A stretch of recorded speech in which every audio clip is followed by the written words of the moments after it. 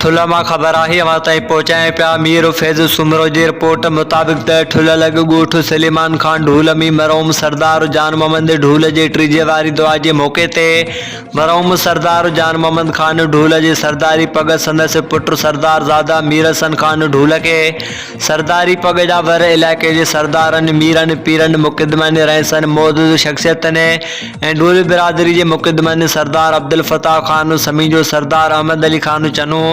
वडेरो मीर हाजी बशीर अहमद खान सरकी साईं अब्दुल मनान हालेजवी सैयद अब्दुल बासित शाह मुक़दम मोहम्मद अमीन भटी रईस इमदाद अली सुमरो चीफ मुक़दम केर खान ढूल मुक़दम लाल खान ढूल मुक़दम सालियो खान ढूल मुक़दम अजीजुल्ला ढूल मुक़दम अब्दुल कादिर ढूल मुक़दम मोहम्मद हसन ढूल मुक़दम हाजी मोहम्मद रमज़ान ढूल मुक़दम निज़ामुद्दीन ढूल ऐं ॿियनि मोअज़्ज़िज़ीन पटके खे वकड़ ॾिना जॾहिं त सियासी व समाजी अॻवाननि सहाफ़िन मुख़्तलिफ़ बिरादरी जे मोअज़्ज़िज़ीन ऐं ढूल बिरादरी जे सभी माण्हुनि शिरकत कई। सभिनी आयल मोअज़्ज़िज़ीन सरदार मीर हसन खान ढूल खे हार पाराए सरदारी पग जूं मुबारकूं ॾिनियूं। आयल मोअज़्ज़िज़ीन सरदार मीर हसन खान ढूल सां वालिद जे विछोड़े ते ॾुख जो इज़हार करे पिणु तज़ियत कई जॾहिं त तज़ियत जो सिलसिलो जारी रखियो वियो आहे। आख़िर में दुआ बैदि मानी तक़सीम कई वई।